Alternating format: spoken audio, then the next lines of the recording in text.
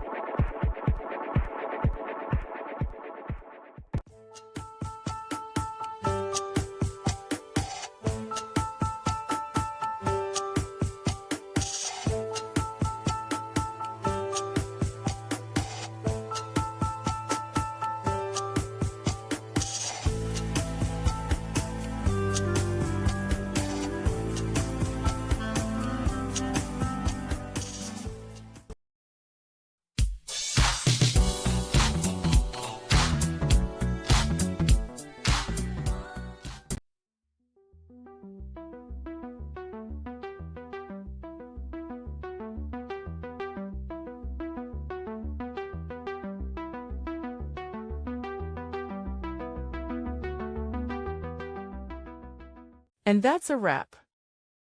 I hope you found the answer you were looking for. If you did, take a second to hit that subscribe button. It really helps out. And let me know in the comments which solution worked best for you. See you next time in the debug zone.